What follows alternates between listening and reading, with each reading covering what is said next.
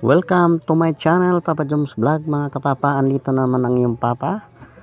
Ayan po, patuloy po tayo sa pagligo ng dagat habang ako'y nandito sa probinsya sa bakasyon. Ayan po, nag-enjoy po kami. Ayan po mga kapatid ko po. Ayan po si Papa Joms.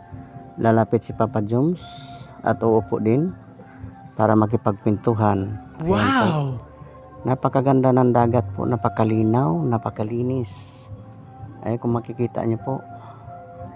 Ayan, kwentuhan lang kami dyan, kwentuhan lang. Samahan niyo po kami sa aming pagligo. Na para rin kami mga bata dyan, oh. Makikita niyo po. Nagkwentuhan kami sa kuya. Tapos, yan. Ayan yung papa. Hindi mapalagay. Lumipat at lumapit sa kamera dahil ayusin ni Papa Joms ang kamera. Ayan, iabanti natin ng konti dito. Yan, ayan po, yan po ang aming kapatid din, yung naka blue po, yung babae na yan.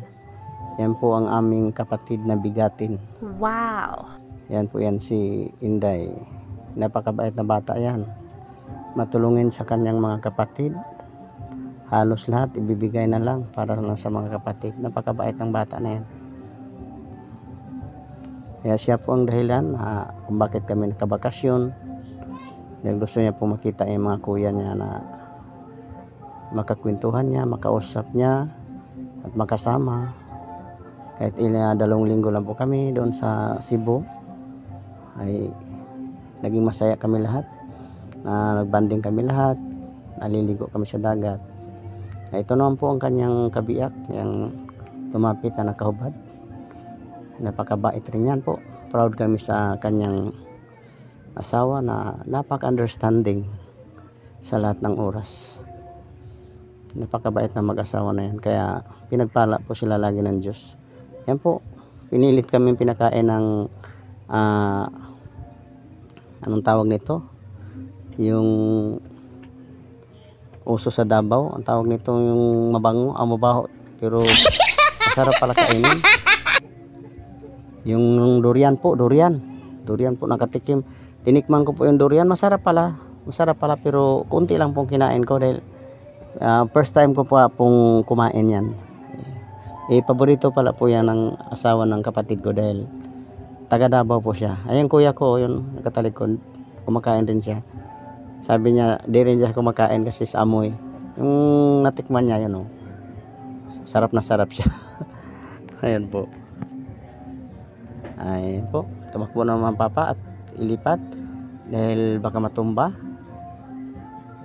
ang kamera dahil lumapit yung aking pamangkin. Ayan, yung pamangkin ko na yan. Anak nila po yan. Isa lang po anak. Bali 3 pala po. Yan yung bunso. Ayan, lumapit ang papa niya. Napakasarap po pag nagbanding yung mga kapatid, lahat ng pamilya nyo. Napakasaya. Para bang walang problema pag nandyan kayo lahat sa dagat. Napakasaya. Kaya mas piliin po natin yung maging masaya ang pamilya natin, kamag-anak natin na nagkaisa. Ang sarap sa pakiramdam po na wala kang ganyan na yung iba mayroong mga kamag-anak at kapatid na nagtagtampuhan. Sa amin po ay hindi po pwede kasi tinuturuan po kami ng magulang namin na magmahalan ang magkakapatid, magtulungan kung ano man problema. Hindi yung ganyan sasama ng loob. Mayroon pong ganon minsan na magkatampuhan pero hindi naman po tatagal. Paano po kaagad? Maayos naman po agad. Kasi kung marinig namin na katulad, halimbawa yung kapatid ko nag-anoan sila, nagkatampuhan. Ayan. Ayusin po naman kaagad yan. Chat namin na huwag naman ganon. O di ngayon, okay na. Lalapit po yung isa doon. Pupunta. Yun, nagkasundo na sila. Wow. Basta, yun lang po. Ayan ang yung papa, oh. Nag-isip pata ang yung papa, oh. Sumakay sa salbabidang gulong. Ay nako Papa Joms, relax lang Papa Joms kasi pagbalik mo sa Maynila hataw ka na naman sa iyong trabaho. Kaya sagad-sagarin muna ang pag-relax. Kaya ako dyan, masayang-masaya po ako. Kahit ang pamilya ko ay nasa Manila, okay lang po. Naibsan naman ang lungkot ko dahil nandyan ang mga kapatid ko. At mamaya, tatawag naman ko sa aking mga palangga na naiwan sa Manila, aking asawa at aking mga anak. Kaya napakasaya tingnan po. Ayan po. Samahan niyo ako po. Music muna tayo, music.